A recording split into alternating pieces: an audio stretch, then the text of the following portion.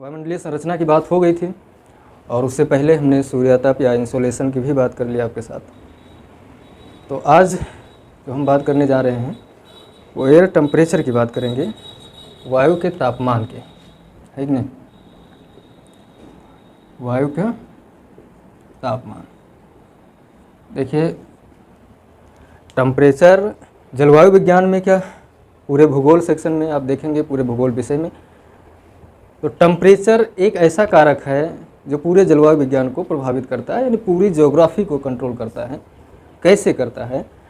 यही टेम्परेचर आप बहुत सारे जलवायु कारकों के बारे में अलग अलग जगहों पे पढ़ते हैं, मैंने भी पर्यावरण में पढ़ाया है इस चीज़ को। जो जलवायु कारक होते हैं वो टेम्परेचर है, वर्षा है, रेनफॉल, या फिर ह्यूमिडिटी है किसी क्षेत्र की, वाष्पीकरण जो है, ये सब जो हैं जलवायु कारकों में आते हैं। लेकिन अगर इन सब में बात आ जाए, किसी एक को चुनना है कि वो कौन है जो इन सब को कंट्रोल करता है, तो वो टेम्परेचर है। भाई जहाँ टेम्परेचर अधिक होगा वहाँ प्रेशर कम होगा, जहाँ टेम्परेचर अधिक होगा वायु गर्म होकर ऊपर उठेगी,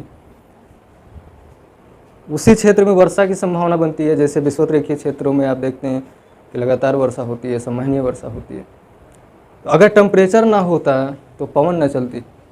हालांकि पवन चलने का कारण, तात्कालिक कारण आप वायुदाब को मानते हैं, एयर प्रेशर को, कि हाई प्रेशर से लो प्रेशर की ओर हवाएं चलती हैं। लेकिन ये तो बात हो गई तत्काल में कि जो सबसे नियरेस्ट वजह है, कारण है। लेकिन अब ये एयर प्रेशर कहीं पे कम या ज़्यादा क्यों होगा? क्योंकि वहाँ टेम्परेचर होगा। अगर टेम्परेचर कम होगा तो एयर प्रेशर अधिक होगा। थर्मामीटर गिरता है तो बैरोमीटर उठता है। एक छोटा सा कॉन्सेप्ट है, ध्यान रखिएगा कि जब थर्मामीटर का मतलब क्या हो गया? तापमान। तो जब तापमान गिरता है तो बैरोमीटर का अर्थ हो गया, बैरोमीटर से क्या मापते हैं? Air pressure. तो वायुदाब क्या होता है? बढ़ता है। अब इसी का उल्टा भी कर लो कि अगर थर्मामीटर अधिक होगा, उठेगा, तो बैरोमीटर गिरेगा। तो कहीं ना कहीं ये दो जो शब्द हैं, टेम्परेचर और वायुदाब, ये दोनों एक ही सिक्के के दो पहलू हैं कि अगर एक पहलू ऊपर दिख रहा है तो दूसरा नीचे जा रहा है। तो बहुत ही महत्वपूर्ण चैप्टर है तापमान, और इसको हम 2 क्लासेस में कंप्लीट करेंगे। इसमें हमें जो पढ़ना है मुख्य रूप से कि टेम्परेचर क्या है, उसकी प्रकृति क्या है, वायुमंडल में तापमान कैसे होता है, कैसे आता है, और फिर ये सर जो टेम्परेचर है इसका सोर्स क्या है। मेन सोर्स तो आपको पता ही होगा कि सूर्य है, लेकिन और भी सोर्सेज हैं जिन पे हम बात करेंगे जो वायुमंडलीय तापमान को कम या ज़्यादा करते हैं, बढ़ाते हैं। ठीक है। और छोटे छोटे कुछ टर्म्स हैं जो हम आज इसी क्लास में सीखेंगे, क्योंकि जो बेसिक कॉन्सेप्ट है वो किसी और क्लास में नहीं, या फिर उसके लिए कोई स्पेशल क्लास नहीं लेंगे हम। ऐसे ही क्लासेज में कुछ कॉन्सेप्ट हैं एकदम बेसिक हैं, उनको हम आपके साथ डिस्कस करते चलेंगे।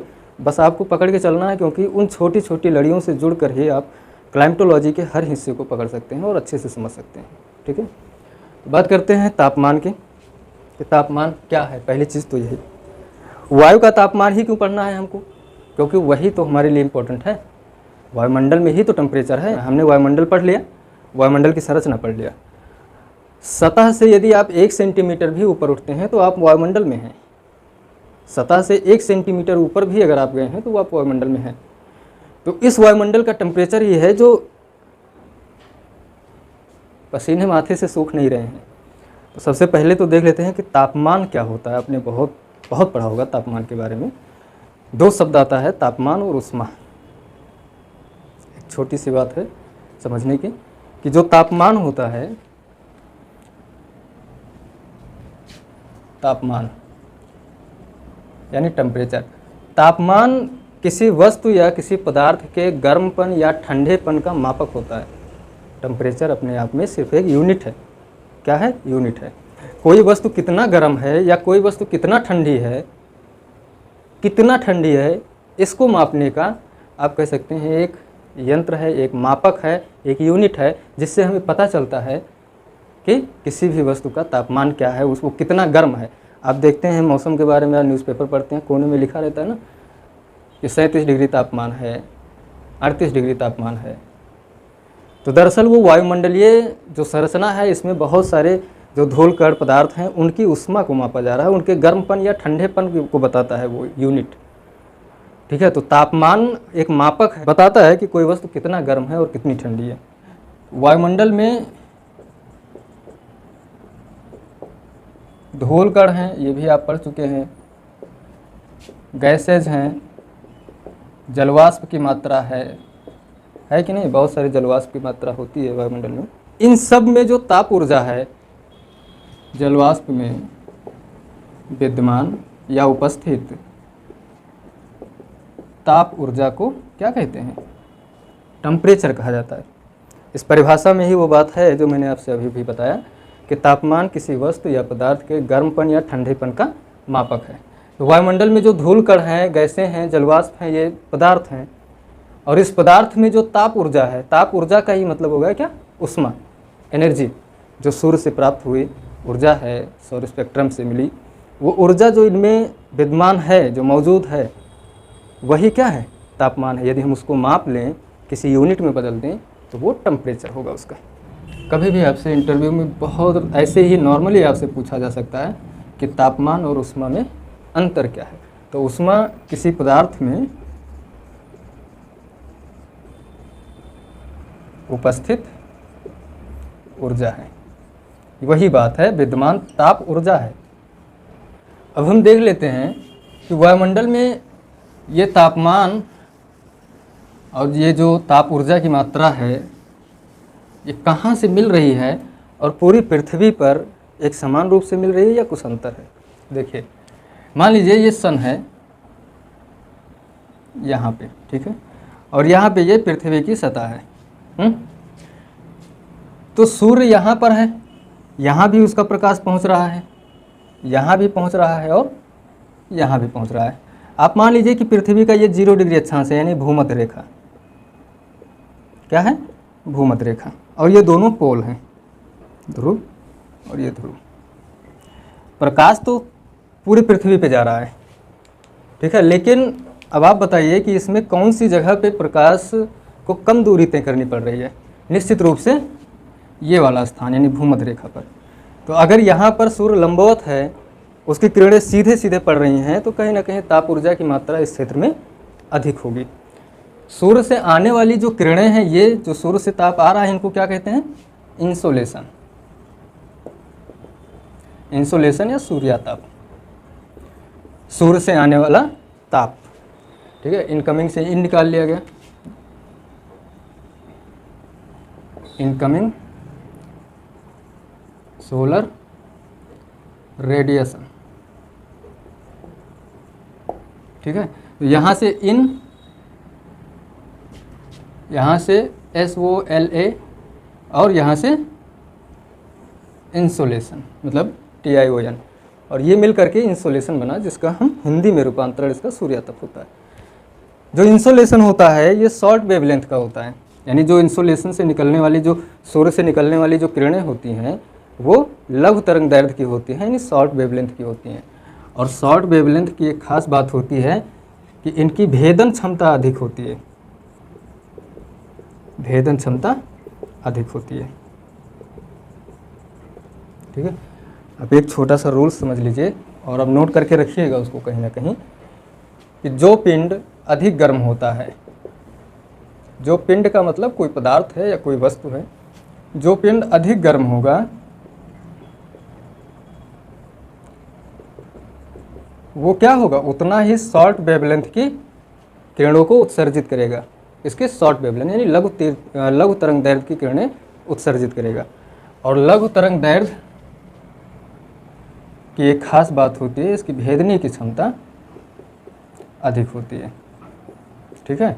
और इसके शॉर्ट वेवलेंथ की जो किरण है, इसकी भेदन क्षमता अधिक होती है। अब बताइए, सूर्य जो है वो कितना गर्म है, कितना टेम्परेचर उसका है? बहुत अधिक तापमान है।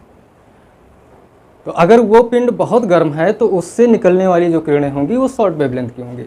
और शॉर्ट वेवलेंथ की किरणों की जो भेदने की क्षमता है, भेदने का अर्थ हो गया कि किसी वस्तु या पदार्थ से टकरा के उसके उस पार पहुंच जाना। तो सूर्य के संदर्भ में उससे आने वाली किरणों के संदर्भ में किसको भेदना है? इन किरणों को, ये जो पृथ्वी का वायुमंडल है इसको भेदना है, ठीक है। और पृथ्वी के वायुमंडल को वो भेद कर सतह तक पहुंच जाएंगे। लेकिन पृथ्वी तो इतना गर्म नहीं है जितना सूर्य है। तो दूसरा रूल्स यहाँ भी आप ध्यान रखिएगा कि जो पिंड कम गर्म होता है वो लॉन्ग वेवलेंथ यानी दीर्घ तरंग दैर्ध्य को उत्सर्जित करता है।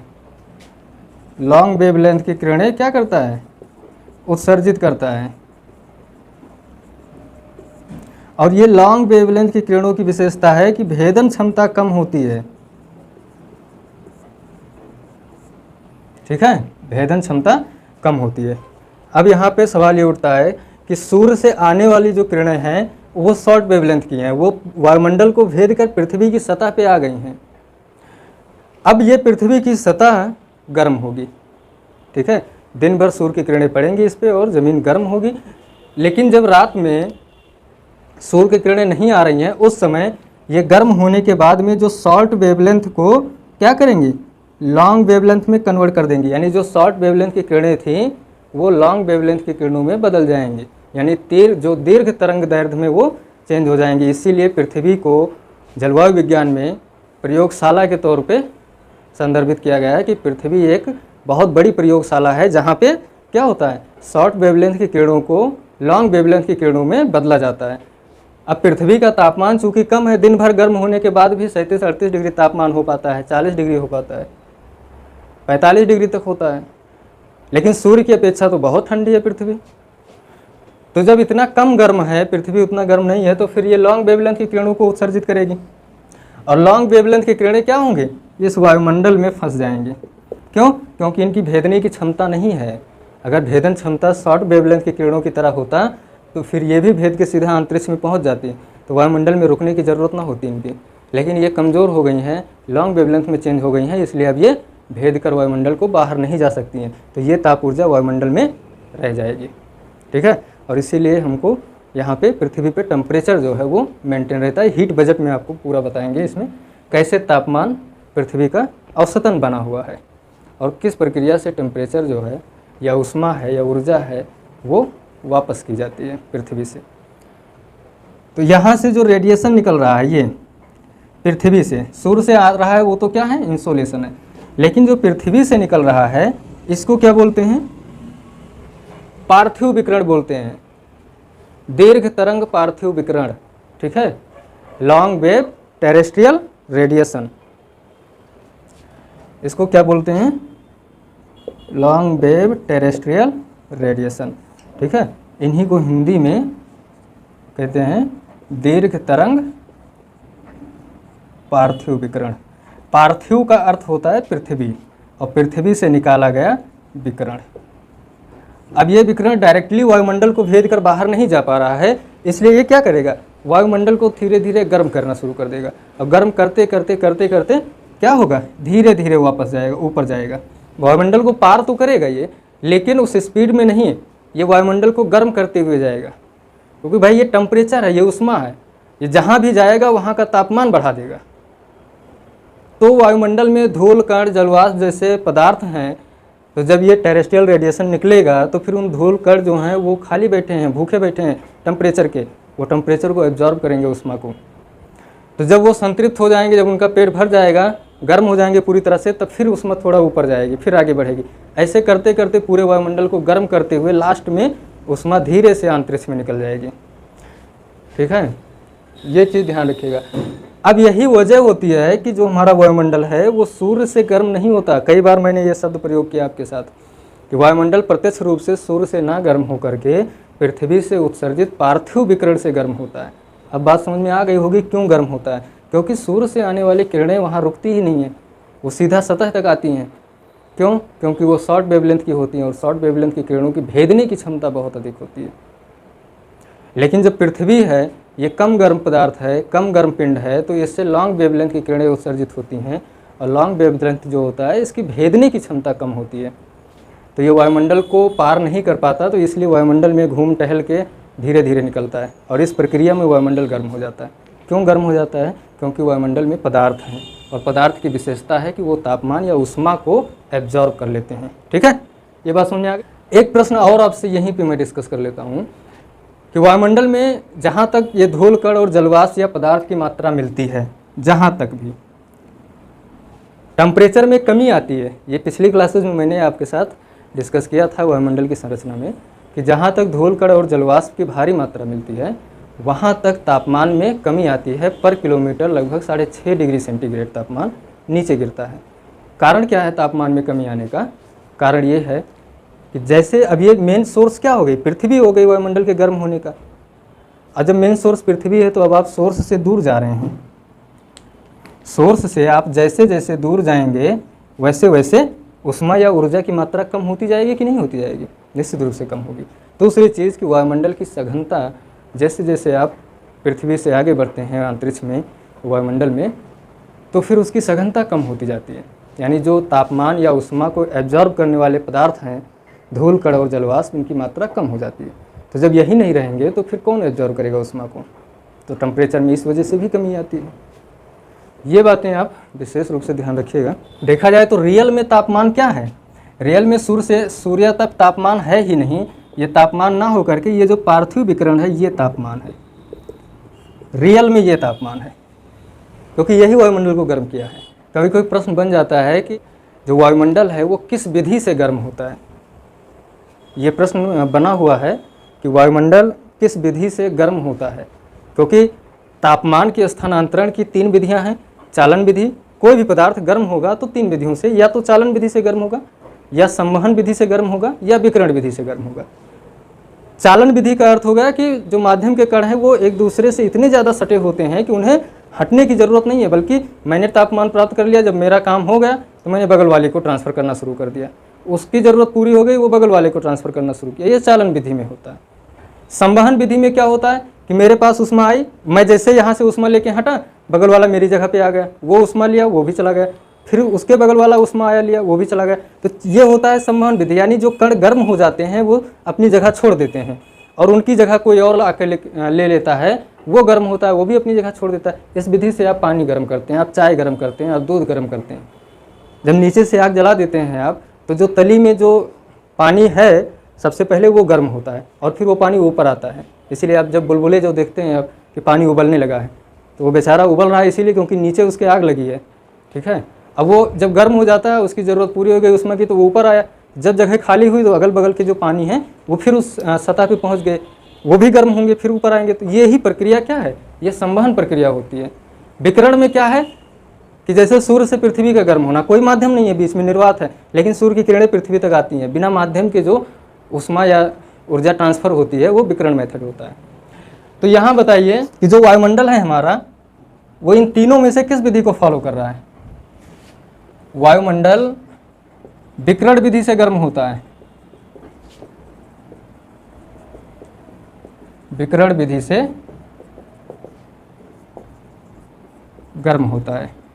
ये एक ऐसी लाइन है जो आप याद रखिएगा, क्योंकि कभी भी आपसे प्रश्न पूछा जा सकता है। और ये वैसे ही है ना, पहेली वाले प्रश्न हैं, एकदम सिंपल हैं। क्योंकि आपको अगर ये पता है कि पार्थिव विकिरण, यहाँ लिखा है पार्थिव विकिरण द्वारा वायुमंडल गर्म होता है, तो पार्थिव का मतलब हो गया पृथ्वी और विकिरण का अर्थ यही वाला विकिरण है। ठीक है, तो यदि आपको यही इतना पता है तब भी आप जवाब दे सकते हैं। बस थोड़ा सा आपको संतुलन बनाए रखना होगा।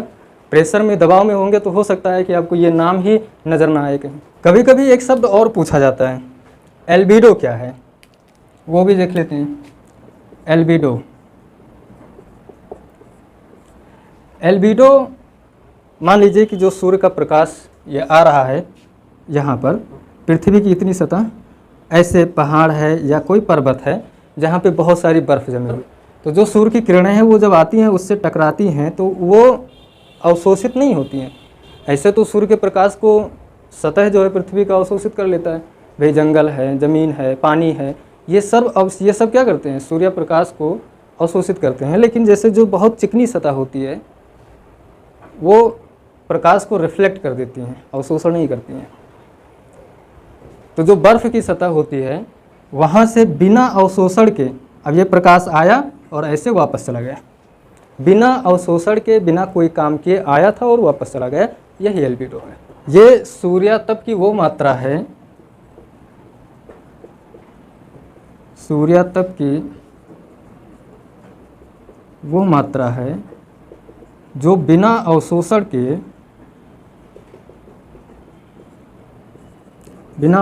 के अंतरिक्ष को वापस कर दी जाती है।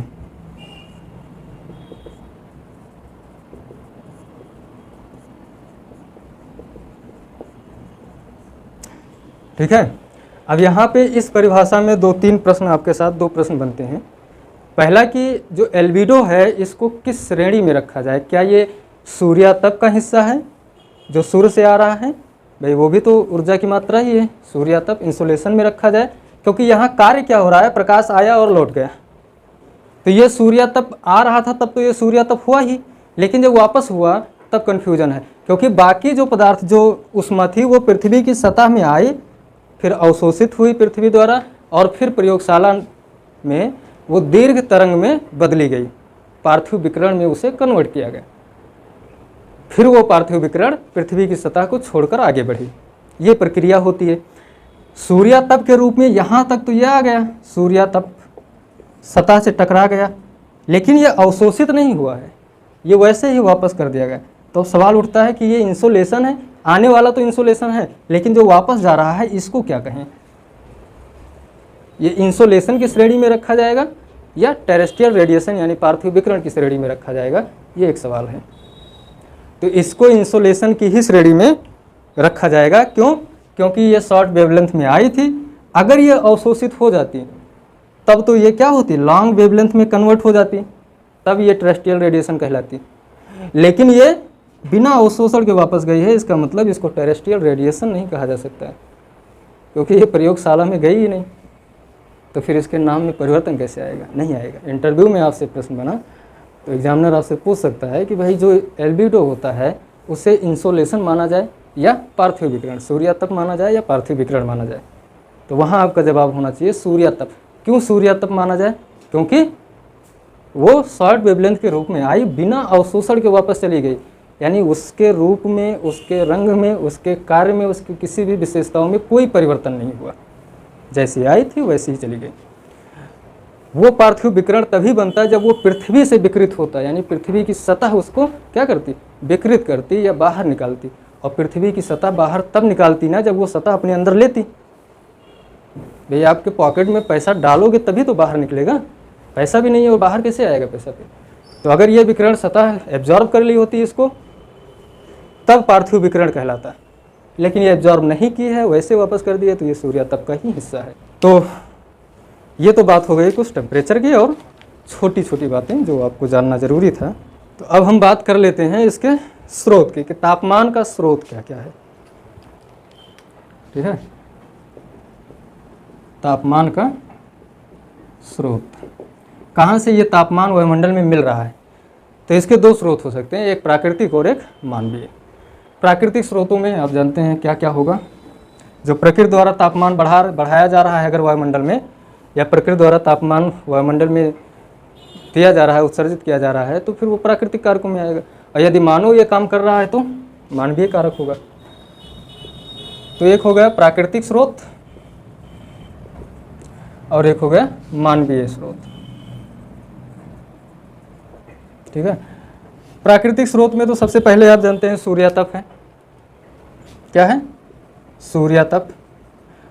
सूर्य से आने वाला प्रकाश ही वायुमंडलीय तापमान को क्या होता है, वायुमंडलीय तापमान को बढ़ाने के लिए जिम्मेदार है, वही मेन करता धरता है इसका। दूसरा है लॉन्ग वेव टेरेस्ट्रियल रेडिएशन, यानी जो पार्थिव विकिरण है, दीर्घ तरंग पार्थिव विकिरण। अब यहाँ आप कंफ्यूजन में थोड़ा सा आ सकते हैं यदि आपने सोचा नहीं है तो, कि वायुमंडल किससे गर्म हो रहा है। अभी मैंने बताया कि पृथ्वी से, इससे से गर्म होता है, तो फिर ये क्यों लिख दिया मैंने? अरे भाई, जब 100% अगर ऊष्मा आ रही है सूर्यातप के रूप में, तो वायुमंडल में कुछ ऊष्मा रिलीज हो जाएगी ना। जैसे एग्जांपल दूं आपको, पैराबैंगनी किरणें जो होती हैं, अल्ट्रावायलेट रेज, ये ओजोन से टकरा करके वहीं छिन्न भिन्न हो जाती हैं, और इस दौरान ओजोन के साथ जब ये रासायनिक क्रिया करती हैं तो इस दौरान ऊष्मा रिलीज होती है, ताप ऊर्जा। ओजोन मंडल में मैंने बताया था कि कितना तापमान अधिक हो जाता है, बहुत तेज़ी से तापमान बढ़ता है। रसायन मंडल भी उसी को कहते हैं। तो कहीं ना कहीं वायुमंडल गर्म हुआ कि नहीं हुआ? अब वो तो पृथ्वी ने दिया नहीं था पराबैंगनी किरणें, वो तो सूर्य से आने वाला सूर्यातप का ही मात्रा था, उसी का एक भाग था। तो कुछ मात्रा में सूर्य से आने वाली किरणें डायरेक्टली एब्जॉर्ब कर ली जाती हैं, लगभग 18 से 19%। ठीक है, अगर 100% ऊष्मा पृथ्वी पर आ रही है सूर्य से निकलकर, तो वायुमंडल लगभग 18-19% ऊष्मा को एब्जॉर्ब कर लेता है, अवशोषित कर लेता है, अलग अलग क्रियाविधि द्वारा। ठीक है, बाकी जो लॉन्ग वेव टेरेस्ट्रियल रेडिएशन है या पार्थिव विकिरण है, ये तो गर्म करेगा ही, इसका मुख्य कार्य ही है। इसके बाद में ज्वालामुखी क्रिया जो होती है, उससे भी तापमान बढ़ता है वायुमंडल का।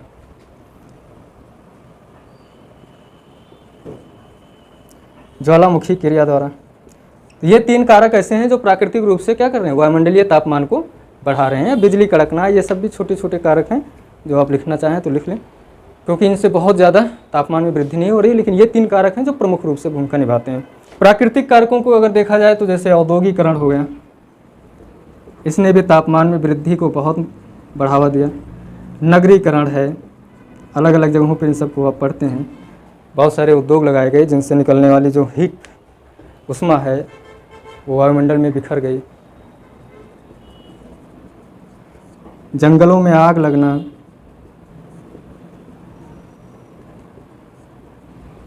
भाई पूरा जंगल में आग लग जाती है, 2-2 महीने तक, 3-3 महीने तक आगे नहीं बुझ पाती है। खनन है, विस्फोट, खनन कार्यों से भी तापमान बढ़ता है। विस्फोट है, विस्फोट का मतलब हो गया बम ब्लास्ट वगैरह, जो पहाड़ी क्षेत्रों में लगा देते हैं डायनामाइट्स वगैरह, वो पूरे बड़े बड़े पहाड़ को तोड़ते हैं, तो उस दौरान भी गर्मी बढ़ती है, तापमान बढ़ता है वायुमंडल का। ठीक है, उपग्रह प्रक्षेपण आपने अभी देखा, चंद्रयान 3 उपग्रह प्रक्षेपण, आपको पता भी है कितना ईंधन एटमॉस्फेयर में जलता है। अब जब रॉकेट लॉन्च होती है, जब कोई उपग्रह लॉन्च किया जाता है सैटेलाइट, तो लॉन्चिंग के समय आप देखिएगा कितनी भारी मात्रा में आग निकलती है, ईंधन। तो जो वो ईंधन जलता है हज़ारों टन का, कहीं ना कहीं वो वायुमंडल में ऊष्मा को बढ़ा रहा है कि नहीं बढ़ा रहा है? निश्चित रूप से बढ़ा रहा है। युद्ध जैसी स्थितियां हैं, आपने देखा रसिया और यूक्रेन में जब युद्ध हो रहा था तो बार बार गोले फेंके जा रहे हैं, बार बार मिसाइलें दागी जा रही हैं। तो इस वजह से भी तो एटमॉस्फेरिक टेम्परेचर बढ़ेगा कि नहीं बढ़ेगा? निश्चित रूप से बढ़ेगा। तो ये तो बातें थी कुछ जो वायुमंडलीय तापमान की है कि सोर्स क्या है, कहाँ से तापमान आता है और गर्म कैसे हो रहा है, क्यों गर्म हो रहा है, लॉन्ग वेव टेरेस्ट्रियल रेडिएशन क्या है, इंसुलेशन क्या है, एल्बिडो क्या है कि नहीं, शॉर्ट वेवलेंथ क्या है, उनकी क्षमताएं क्या होती हैं, इन सब पे हमने बातें कर ली हैं। अगले लेक्चर में हम बात करेंगे तापमान के वितरण का। ठीक है, कि तापमान मेन वही है। ये कुछ बेसिक था जो जानना जरूरी था आपके लिए। मेन चैप्टर आपका तो तापमान का वितरण ही है कि कहाँ पे कितना तापमान और क्यों।